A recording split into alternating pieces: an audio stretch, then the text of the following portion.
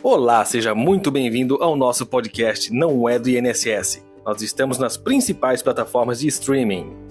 Neste terceiro episódio, vamos falar com Renata Monteiro de Andrade. E o tema de hoje é LGPD. Se o seu RPPS ainda não implementou, não se preocupe. Ela vai dar todas as dicas para a implementação e, inclusive, ela pode ser uma parceira sua. Isto posto, bora pro nosso bate-papo. Renata, muito bom dia, seja bem-vinda ao nosso podcast. Oi, bom dia, Rafael. Já gostaria de começar contigo já com uma pergunta que imagino que vai colocar muito servidor público e muito órgão público em saia justa. Essa LGPD ela é uma lei já de 2018, então já faz algum tempo que já seria aplicada aos órgãos públicos, né, já em 2020, mas ainda tem mais RPPS e mais órgãos públicos que têm dúvidas do que certeza sobre essa aplicação da lei LGPD. Isso se dá pela complexidade da lei ou é dos órgãos públicos isso? Bom dia, Rafael. É um prazer estar aqui com você. E essa é um grande dilema da aplicação da Lei Geral de Proteção de Dados. Porque nesse contexto da evolução da lei, eu acho que uma série de fatores contribui para a aplicação dela. Essa lei ela se aplica ao tratamento dos dados pessoais e, assim, ressalto, não são só os dados pessoais digitais, eles são os dados pessoais físicos também. Papel Então, também envolve. exatamente, são tudo que envolve dados, papel, câmera, né? A câmera também é um dado, inclusive é um dado sensível. A própria lei define quais são os dados pessoais, quais são os dados sensíveis, e ela se aplica a toda operação de dados, seja da pessoa natural, seja no órgão público, seja privado, né? E o intuito dela é proteger esses dados pessoais. Inclusive, recentemente, né, um dos direitos e garantias fundamentais é a questão da proteção dos dados pessoais, que foi trazido pela Constituição Federal pela emenda 115, no ano de 2022.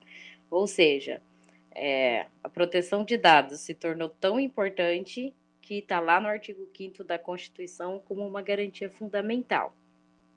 E eu entendo que a lei, ela é sim um pouco complexa, mas em decorrência das suas terminologias e do modo como que ela trabalha. Mas em contrapartida, eu acho que uma barreira que acho que a maior barreira de todas é a questão cultural brasileira. Nós não temos a cultura da proteção. Nós não somos, nós esperamos as coisas acontecerem. E nessa questão da cultura, da falta da cultura da prevenção de dados, a gente sempre espera que algo aconteça. E dentro da aplicação da Lei Geral de Proteção de Dados, nós temos uma figura que é chamada ANPD, que é a Autoridade Nacional de Proteção de Dados. Só que, ao mesmo tempo que o dever dela é fiscalizar e organizar toda a questão legal, toda a questão da Lei Geral de Proteção de Dados, ela não é uma figura que aparece constantemente, não aparece tão publicamente perante a sociedade ainda. Ela está desenvolvendo sua forma de atuação, está capacitando as pessoas que vão trabalhar na Autoridade Nacional de Proteção de Dados, e então eu acredito que essa questão da aplicação da lei, em primeiro lugar, seria a falta do aculturamento brasileiro com relação à prevenção e ainda um pouco uma demora, né, da Autoridade Nacional de Proteção de Dados em aparecer com mais frequência, né? E ainda outra dificuldade que é encontrada pelo órgão público é a questão da adequação em si. A gente não pode mensurar a dificuldade de um pequeno órgão público, uma pequena prefeitura com poucos servidores, porque essa pequena prefeitura ela pode não ter recurso para contratar uma consultoria de apoio, nem mesmo ter profissional qualificado porque a LGPD ela não é uma ação de uma pessoa, são vários setores para desenvolver a aplicação da LGPD. Tem conhecimento jurídico, tem governança corporativa, tem segurança da informação.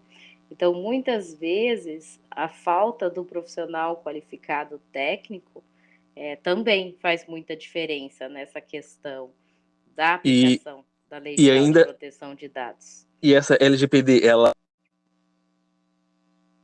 todos, né? Diferentemente de, por exemplo, projeção que tem níveis de adesão, a LGPD não tem isso, né? Então não adianta você dizer que vai ter um nível diferente para quem é um órgão público pequeno para um outro órgão público grande, né? Exatamente. A Agência Nacional de Proteção de Dados, sim, ela diferenciou alguns tratamentos com relação à pequena empresa, a micro e pequena empresa.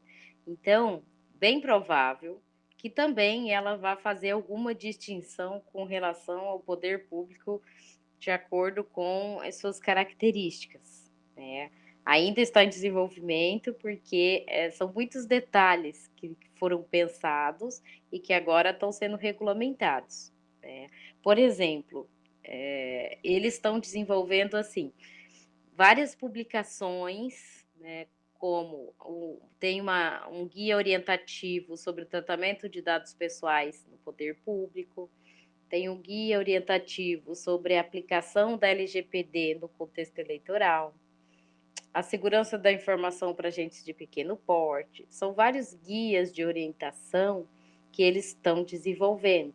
Isso tem de 2021, tem 2022, tem cartilhas de segurança quanto a vazamento de dados e quanto à proteção de dados. E o CNJ, que é o Conselho Nacional de Justiça, recentemente publicou um roteiro de tratamento de dados para os cartórios, ou seja, o primeiro órgão que foi definido, na verdade, foi quase que uma ajuda, né, que o Conselho Nacional de Justiça que cuida da questão de verificação do funcionamento dos cartórios, né? Que o cartório presta um serviço público, mas ele tem essa questão privada. Então, o Conselho Nacional de Justiça estabeleceu um prazo de 180 dias para adequação. Eu acredito que esse vai ser o caminho para os outros órgãos públicos. Uhum. Então, eu acho que mesmo que seja um pequeno passo, tem que começar. Mesmo que você não contrate uma empresa, mesmo que você o tratamento pessoal minimamente realizado já é o início. Desenvolver um aculturamento, desenvolver criar um comitê de proteção de dados, para começar, pelo menos, a adotar as boas práticas, né? Boas práticas são questões que envolvem segurança da informação. É como você não deixar a senha do Wi-Fi do órgão, né? Que acontece muito nos pequenos RBPS, né? Chega uma pessoa para ser atendida, ela pede a senha do Wi-Fi e você entrega a senha da sua rede. Essa rede tem que ser exclusiva para as pessoas que chegam, né? Para que não haja um problema na falha, para que ele não consiga entrar na sua rede e interceptar seus dados, né? São pequenas ações que podem ser feitas que não tem tanto custo. Então, eu acho que o primeiro passo é começar a desenvolver essa questão de que pode-se sim melhorar a segurança desses dados. Aplica-se aos poucos, né? Não precisar fazer a aplicação 100% do que o LGPD te passa para fazer, né? É porque é um roteiro muito complexo, né? Você tem que primeiro avaliar os seus dados, se a coleta está sendo feita, porque o tratamento de dados ele envolve, inclusive, quantidade de dados recolhidos, se a lei, quais os dados que o regime próprio de previdência social precisa. Ah, tá lá na portaria, naquela portaria define, preciso de dados. Por exemplo, eu não preciso saber da religião da pessoa para trabalhar com o regime próprio de previdência social. Se houver a coleta desse dado, ele é um dado excessivo, um dado que não é importante. Então, desenvolver essa questão de avaliar quais os dados realmente necessários, quais os dados exigidos, para filtrar num primeiro momento, depois avaliar como está sendo feita essa coleta e, principalmente, o compartilhamento desses dados, que é o que gera mais problemas. Falando de RPPS, exaustiva dos dados que precisa, um bom momento para fazer isso seria num censo, né?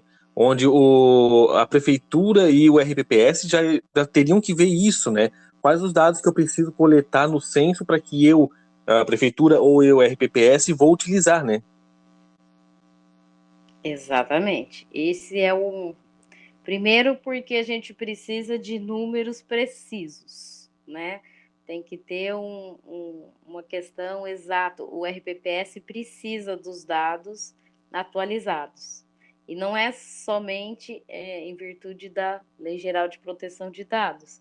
É também a questão do progestão, questão do cálculo atuarial. Então, a atualização dos dados, esse censo ajuda a LGPD e a LGPD ajuda o censo. Eu acho que assim é uma união de ações que vai ajudar muito os regimes próprios de previdência social. Bacana, que já começa por aí então, pelo menos, as ações do RPPS e do órgão público, né? Aproveitando, tinhas comentado no início sobre a lei ter várias terminologias complexas, né?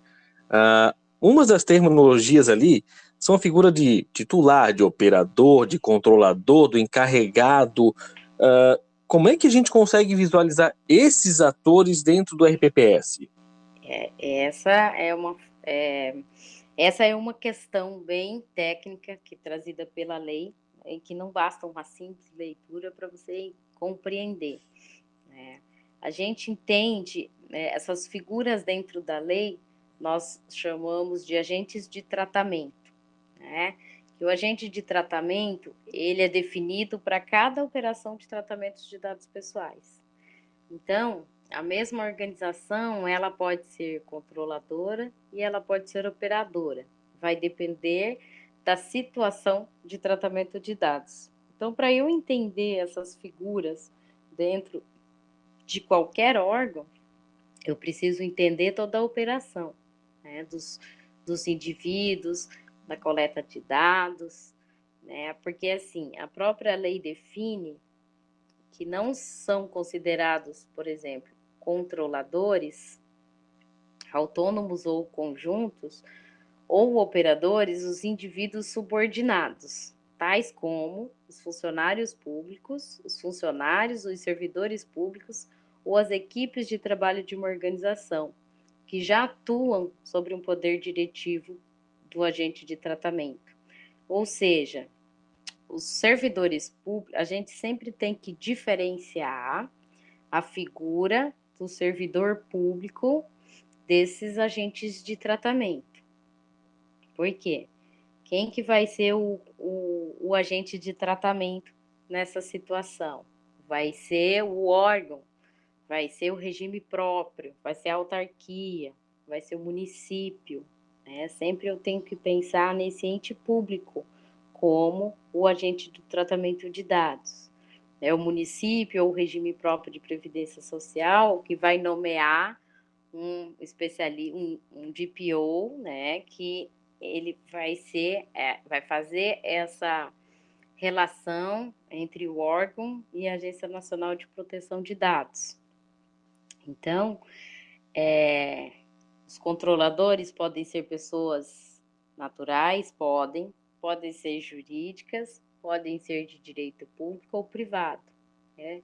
Só que vai depender, essa análise tem que ser feita de acordo com o tratamento dos dados pessoais.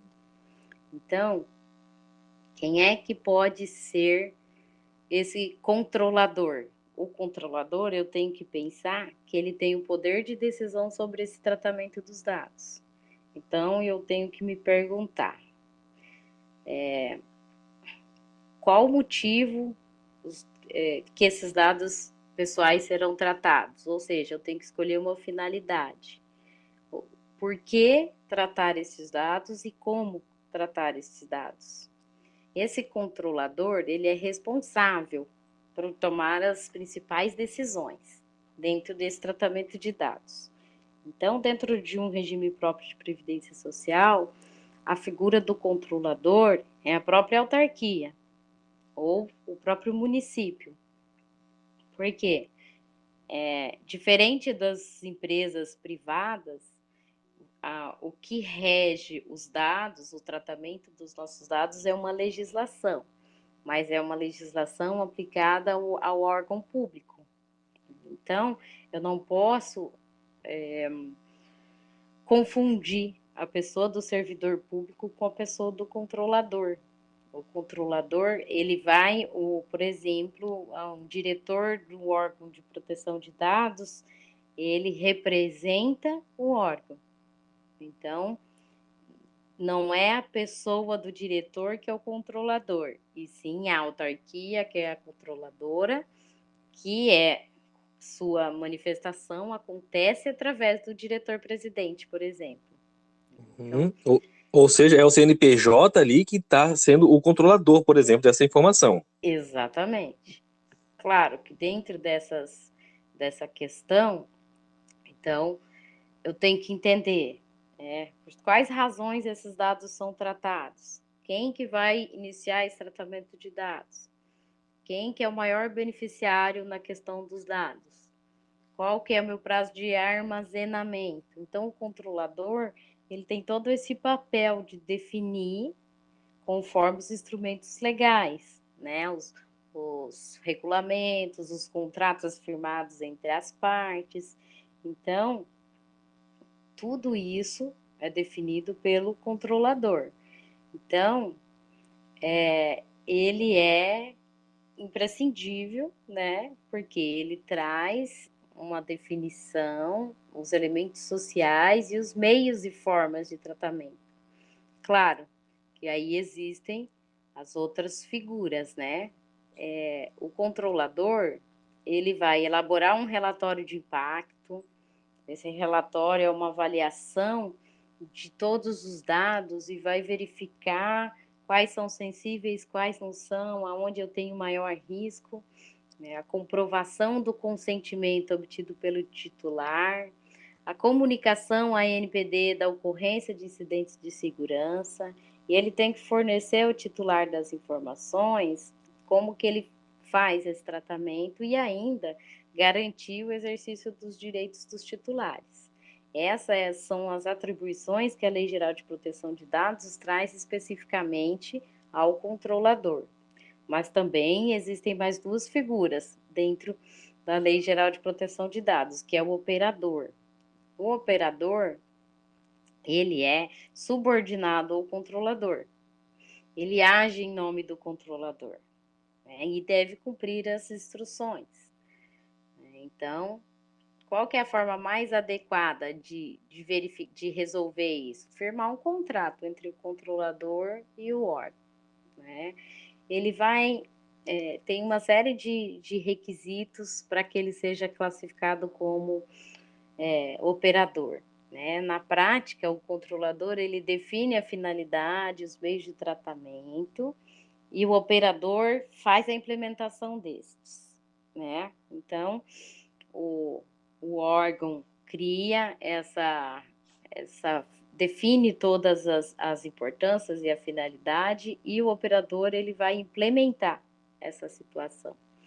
Qualquer pessoa, qualquer profissional responsável pode ser operador, tá? E ele vai estar agindo em nome da organização e vai continuar respondendo como a controladora.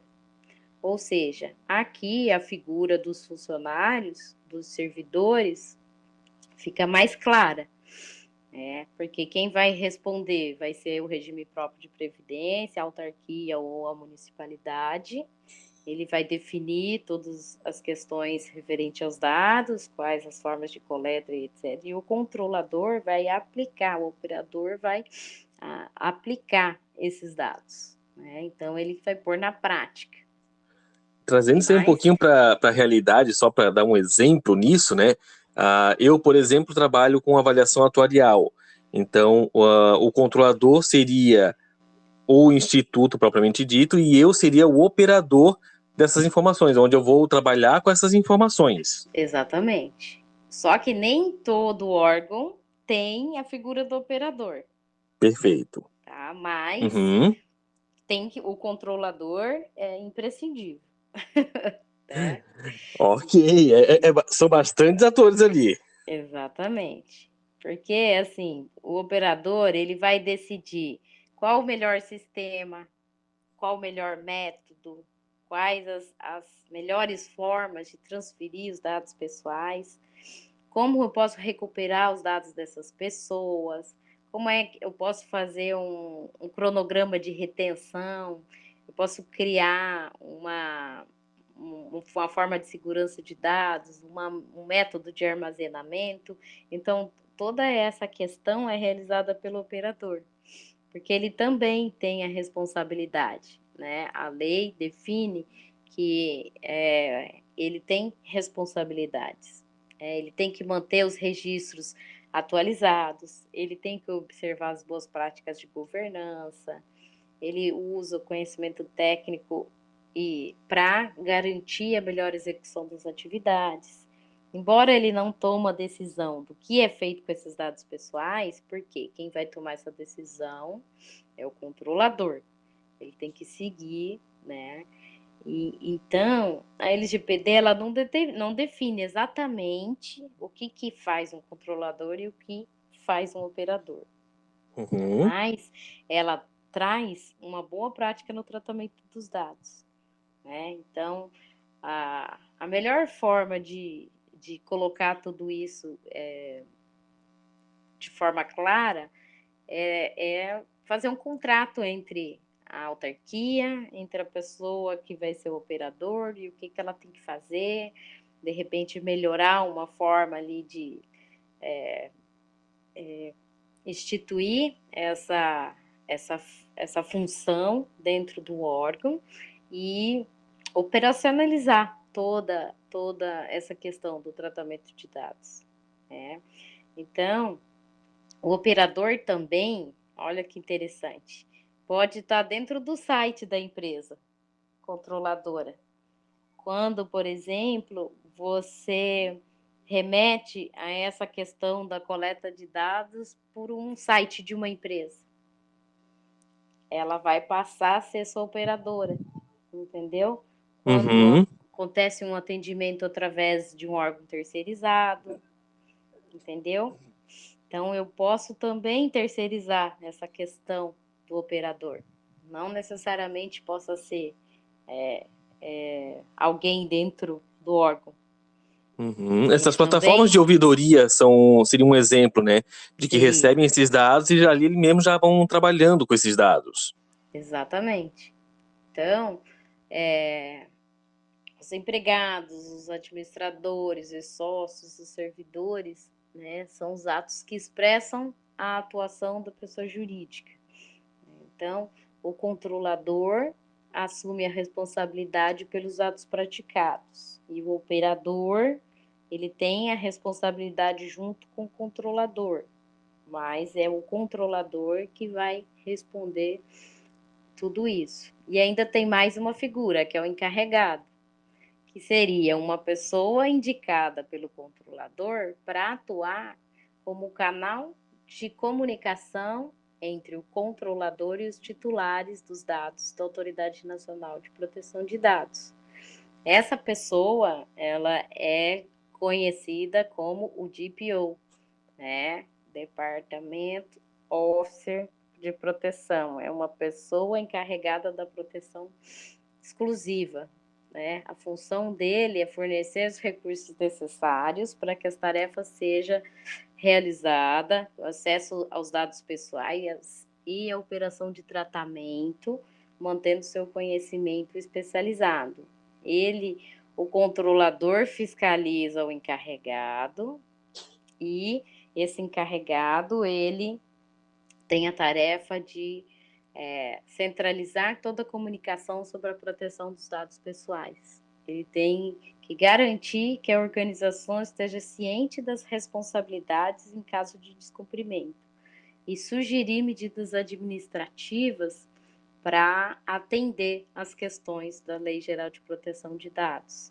Ele tem o dever de informar, de aconselhar, de monitorar, de evitar reclamação, de receber as comunicações, de orientar os funcionários, de executar todas as atribuições, e ele sempre vai se reportar à alta gestão. Esse DPO, ele é praticamente um procurador, que ele vai falar com os titulares e fala também com a NPD, é isso? Isso, exatamente. É uma pessoa com conhecimentos técnicos, né, dentro ele vai fazer a ponte, né, entre a Agência Nacional de Proteção de Dados e o órgão público ou o órgão que está fazendo a adequação. Ele vai ser essa ponte. Quem vai responder pelo incidente de segurança vai ser o controlador. Mas quem vai fazer essa comunicação entre o que a NPD está fazendo, né, o que está acontecendo, é esse encarregado. Então, nenhuma dessas figuras vai trabalhar sozinho.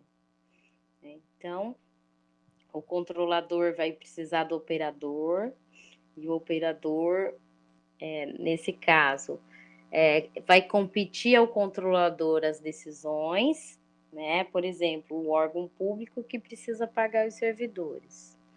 E o operador é o sistema que faz a gestão da folha de pagamento, por exemplo. Uhum.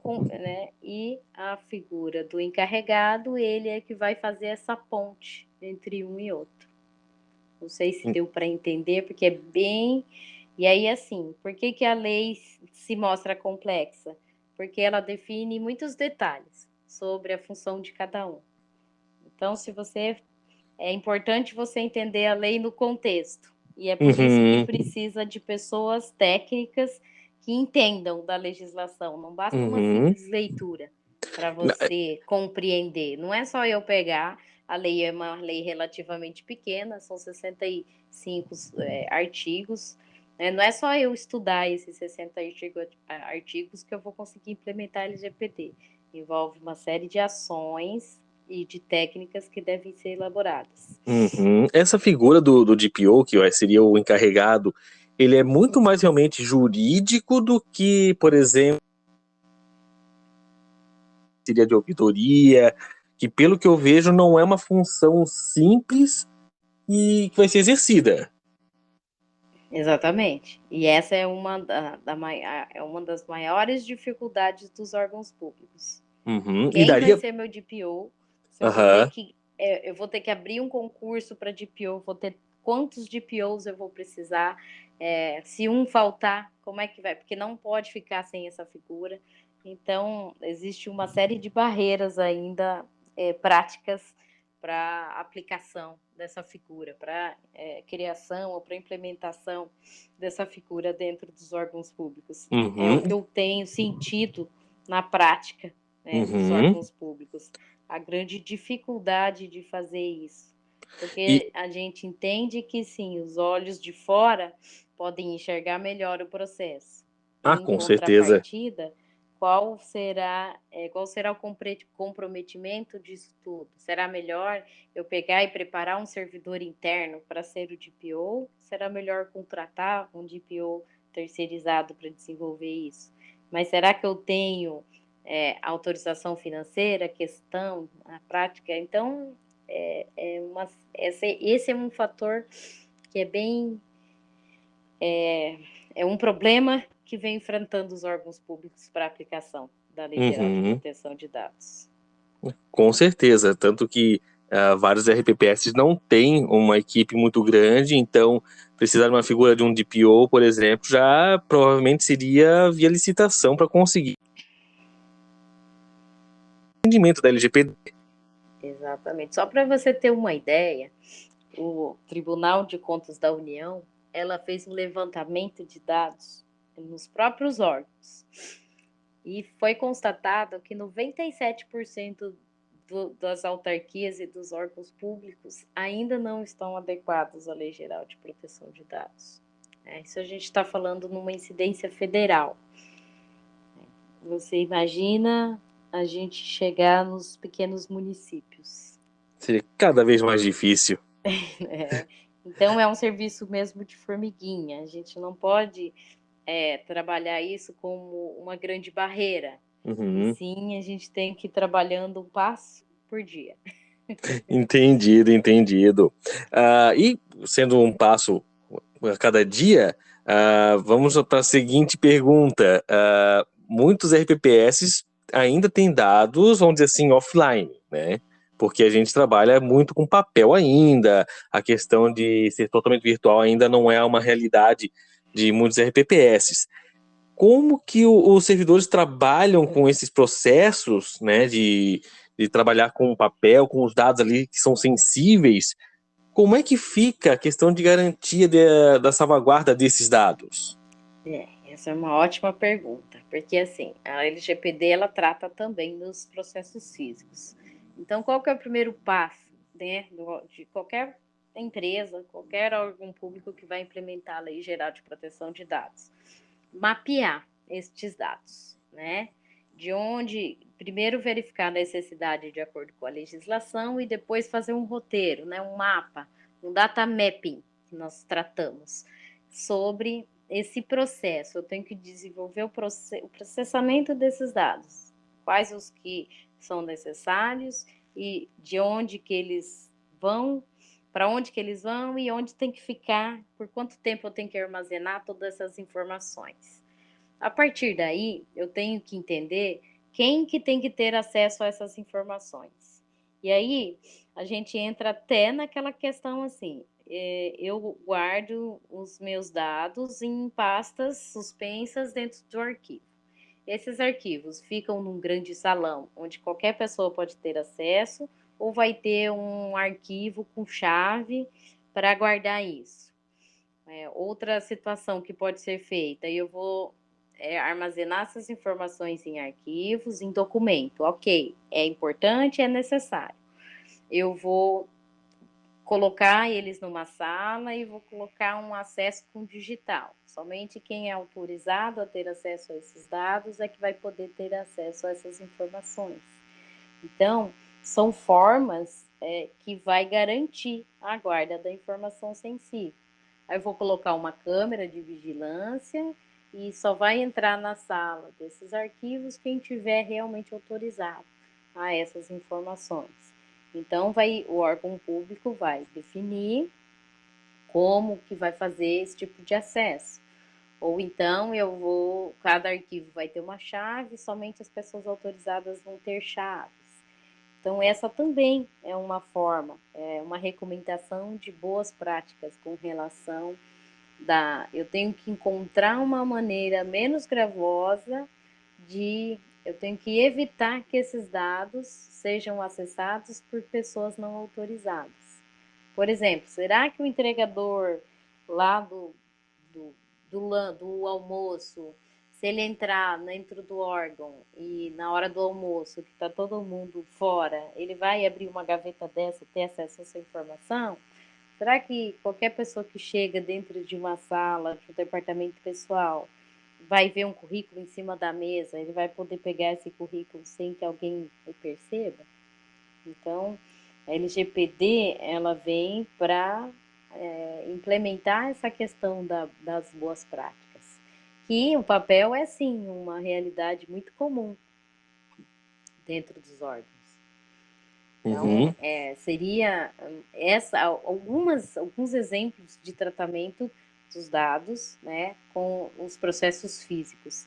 E sim, eliminar os processos físicos é uma das formas que está sendo bastante adotada, né? A gente começou essa implementação com os processos eletrônicos e ninguém acreditou, né? Lá em 2011, ninguém acreditou que um processo poderia se tornar 100% eletrônico.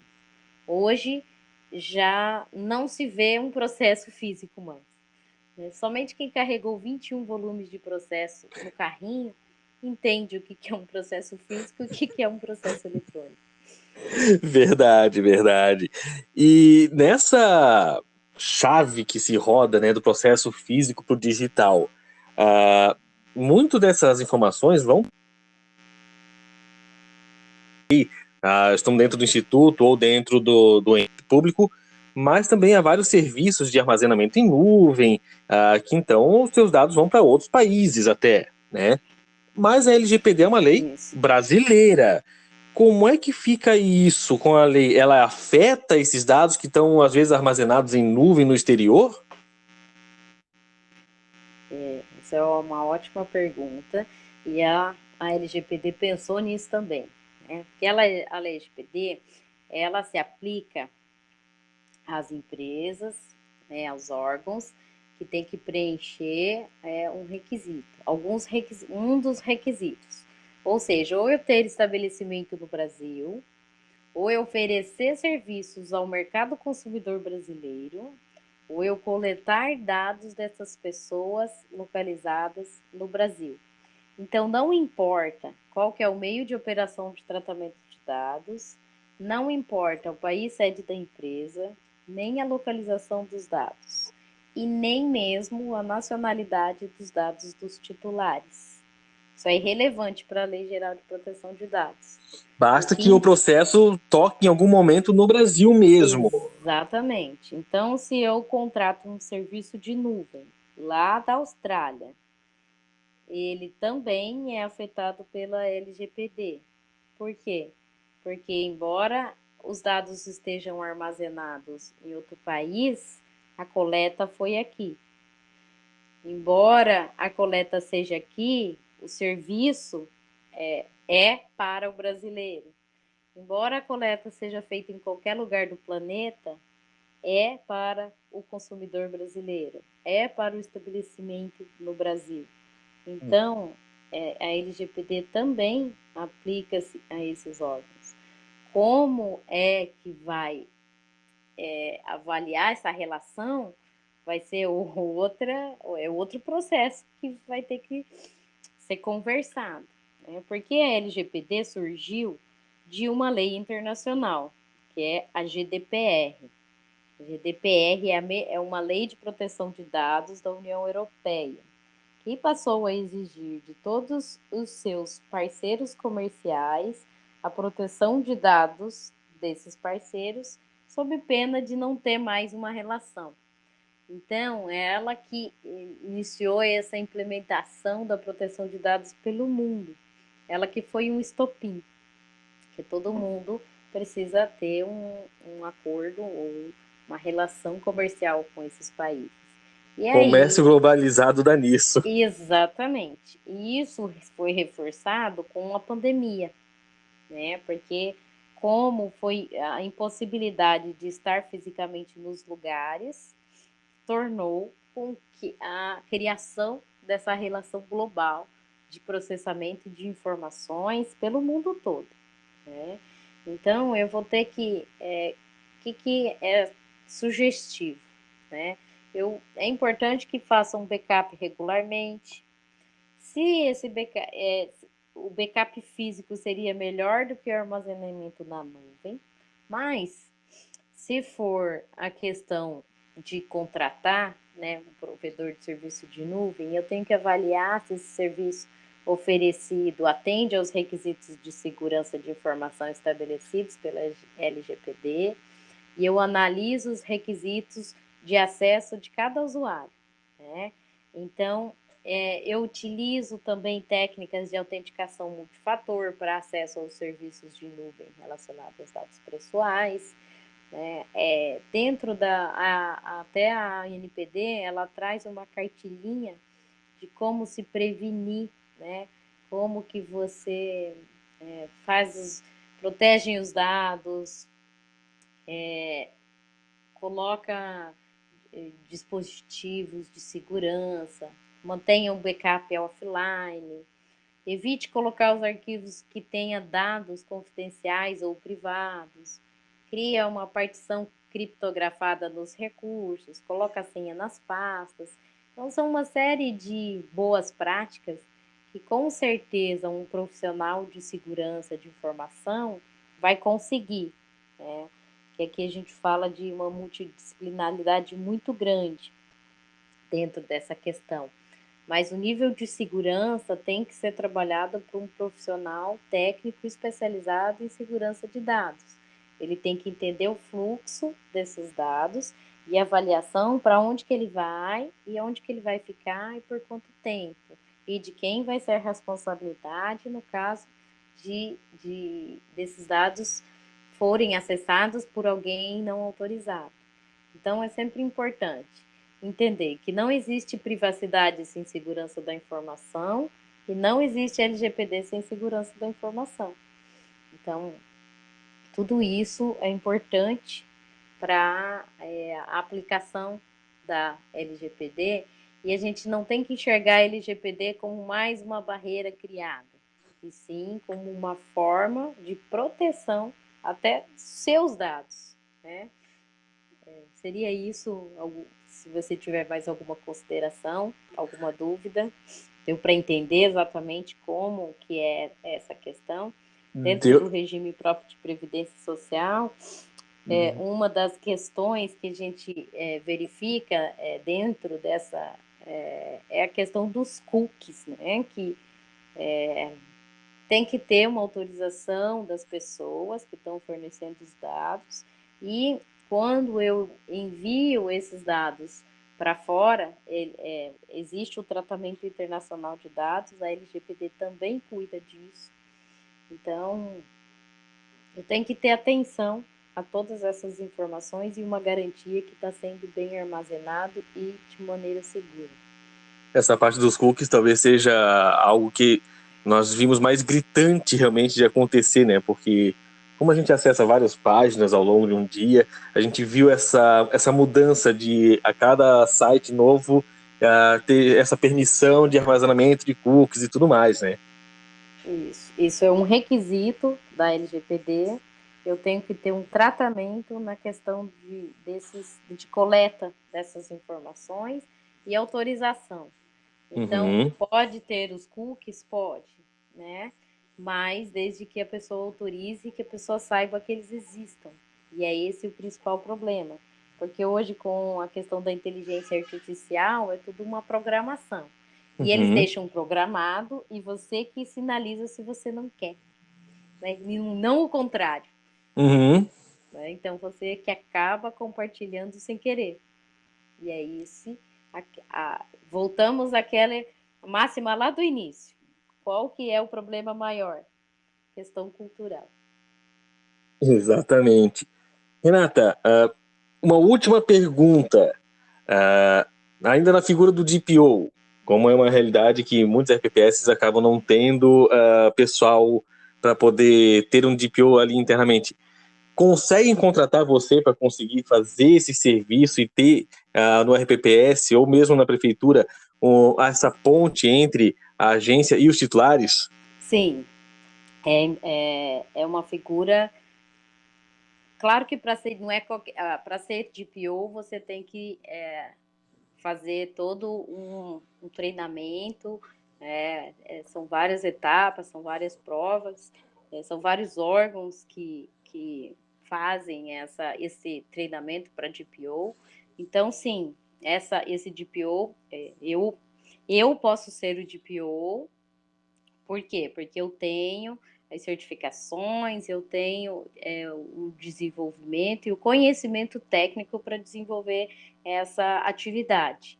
Claro que os órgãos públicos têm que verificar se a pessoa que está se candidatando para a DPO tem todas essas qualificações.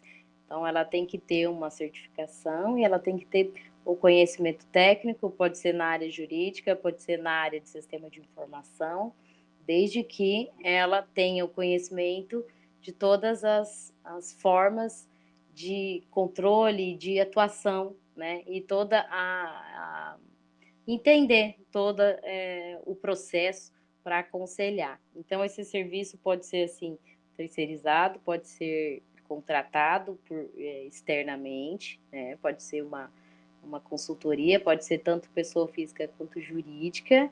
E sim, posso ser uma figura do DPO, né? Porque tenho todas as qualificações para isso. Perfeito. E quem tiver com mais dúvidas, quiser entrar em contato contigo para tirar mais dúvidas sobre a parte de LGPD, ou mesmo para conversar sobre a parte de contratação, qual que é o teu contato? Pode ser por e-mail, né, renata.monteiroandrade@gmail.com, ou pelo WhatsApp, né, que é o 479-9919-9297. Então, a princípio, são as formas de contato. Eu estou trabalhando nas redes sociais, então, assim que finalizar a criação das páginas, eu também compartilho com todos essas informações. Maravilha, Renata. Muito obrigado pela tua participação no nosso podcast. E nessa questão, Rafael, não precisa se atender apenas à figura do DPO, né? Se você gostou, a gente também, eu desenvolvo treinamento, desenvolvo tratamento dos profissionais, dos órgãos, para desenvolver mesmo essa cultura, né? Essas informações, para divulgar o conhecimento mesmo. Opa, maravilha! Já fica mais uma opção para o RPPS ou mesmo para a prefeitura. Exatamente, tanto na avaliação dos dados, quanto na análise jurídica dos contratos e das informações, né? A gente faz essa ponte, essa realização, essa verificação, né? Os que são os primeiros passos, né? Ajudar na criação do comitê, a gente desenvolve esse mapeamento, tanto o data mapping, né, quanto a questão do data sizing, né, que são termos técnicos para a aplicação da LGPD. Então, todas essas etapas do desenvolvimento junto com o pessoal da governança, eu atuo. Maravilha, então, Renata. Novamente, muito obrigado pela sua participação conosco e qualquer novidade, inclusive da parte do LGPD, volta a falar com a gente aí, por favor. Isso mesmo, estou à disposição e qualquer dúvida, entre em contato. Um abraço, Rafa. Abraço, até mais. Até.